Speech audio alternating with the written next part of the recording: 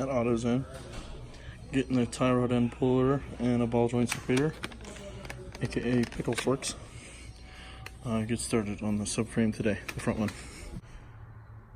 Alright, at the garage now. I'm just getting everything organized, cleaning everything up, basically. Got all this junk cleaned up. Still need to get stay dry because a little slippery, but beautiful, beautiful Pennsylvania day. Just cleaned out the garage. It's like 80.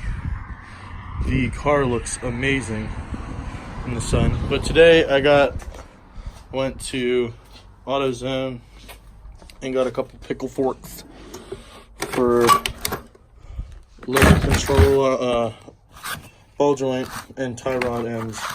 So I'm going to separate the spindles off of the suspension and get them torn apart, and then maybe drop the subframe today. If I can't drop the subframe, I'd at least like to get the sway bar out and the steering rack out. But yeah, that's today's plan. I guess we'll get to it. Okay, just got the spindles pulled out. I got the lower ball joints, well, the only ball joints disconnected with the pickle forks. Then I took the sway bar out, stripped off a nut off the steering rack. So I'm not going to do that yet. I'm going to wait till I have my impact, and then I'm just going to lower the whole subframe and cut the bolt off. Map gas. There's the sway bar. It's like a 26mm sway bar. It's not the craziest, but now I want to get the pistons pulled out and the crank pulled out so I can send the motor and head off to get resurfaced. Alright, so I decided not to tear down the bottom end of the motor. I'm just going to build the head for now, and I'm only running probably 6 to 8 pounds of boost, so I'm not really worried about it for this moment. But I did get one of the brake calipers off the spindles.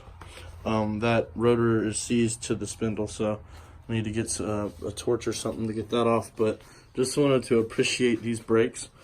They are a true 4-piston brake, and so I don't think I'll be needing to upgrade them because they look like they're going to be plenty for what I'm doing. So I'm just going to get them painted yellow, and I'm going to do the Mazda in white so it sticks out, and that'll be it.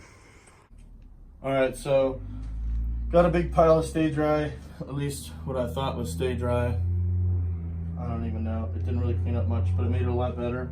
I'm getting the subframe out because we're going to pull it out today, and yeah, we're going to take it to the car wash because I don't have a pressure washer, get it all cleaned off, and then we'll go from there. I got the subframe bolts out on this side, the crossmember bolts out, the subframe members or bolts loosened on this side. I'm going to knock out this side, and then we'll load her up into the car. Alright, so got the subframe out, the crossmember out. Come over here, you can see it's all naked now.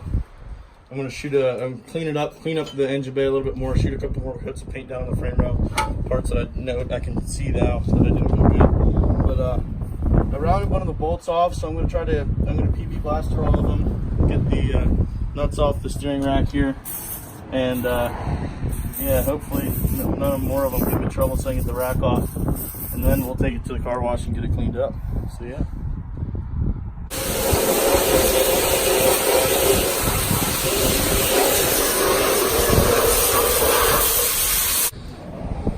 Alright, just got back from the car wash in the Civic.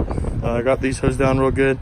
Just finished taking the wire wheel to them to get all the rust off of them. Now they're just covered in rusty dust and shit. Coming over here, it's my big pile of stay dry.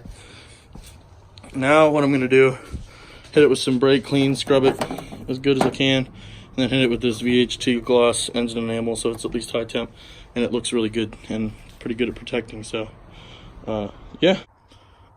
Alright, an update. Ta-da! Got the subframe and crossmember back in and painted and cleaned up. Looks great. Now down here there's no rust or anything. So yeah, that's it for today.